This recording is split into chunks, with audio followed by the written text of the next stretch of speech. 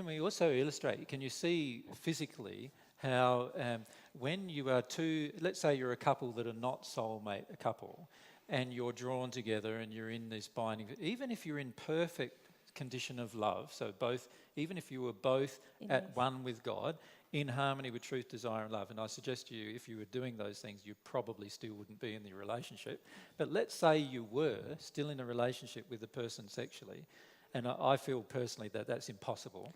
And I haven't ever seen anybody in the last 2,000 years of my existence in that state. But if that could be the case, each half of the soul would have completely different desires. They would have completely different personality because they are belonging to a different couple altogether. Their soulmate is somebody else. And as a result of that, to stay in the relationship, they'd have to overlook the fact that we have completely different desires and we have completely different passions and we have a completely different measure of truth inside of us. Like every soul, even in its pristine state, has completely different aspects of its personality. And as a result of that, there's an automatic gradual separation of the couple as they grow towards God, if they are not soulmates. There's going to be an automatic separation of the couple. Now, in the first century, I was asked the question, a woman had 7 partners while she was on earth. She was married 7 times. Which one of those men would she stay with then if she was in the spirit world, was the question that I was asked. And I said, none of them potentially, because she would become like the angels in the spirit world. And what I meant was she would become only attracted to her soulmate, whoever that might be, and whoever that might be might not be any of those 7 men, and therefore she would be with none of them. That's what I meant in that discussion. So the reality is, unless we engage these things inside of ourselves, how can we ever attract the other half of ourselves? It's very, very difficult to attract the other half of ourselves.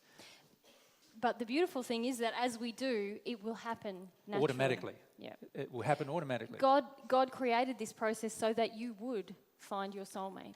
As long as you engage these things, you're going to find them. Yeah. Yeah. And the reality, as we've mentioned earlier, there is energy flowing between the 2 soul halves, even in an unconscious state.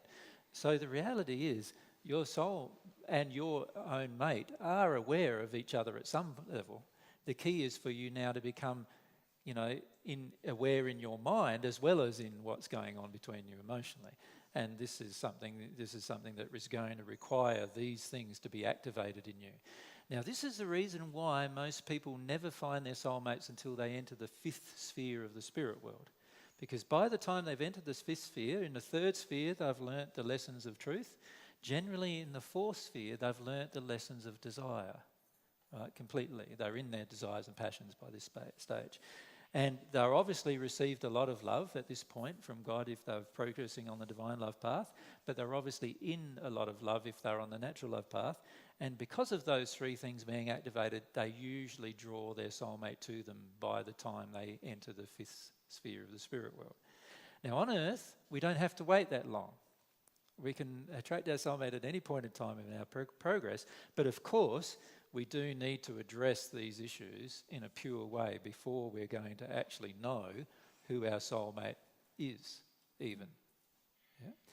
Now, it's interesting because every soul has a signature of itself. When I say a signature, I'm talking about all of these aspects that make up your characteristics and personality. You could say that every single soul has its own individual characteristics and personality and attributes. And this is why when you get to a condition where you're open emotionally to feeling these things, you can go up to a person and go, wow, that person feels very much like that person over there. And, you start seeing the linkage between... And so for myself and Mary, we often meet people who are often in different relationships or not in relationships at all. And we go, yeah, those 2 are soulmates, but we don't tell them. We just let them work through the emotions that they need to work through before they'll become aware of it themselves. And because you can actually feel the character or nature of each person's soul once you become open emotionally to doing that. And you can feel the differences in the character and nature of each person's soul. And so when two people feel identical in their nature, even though they may be in a different form physically, like so one might be in a male body and another one in a female body, you go, whoa, these are probably soulmates, right? You can feel the signature, if you like, of their soul. Is there any question?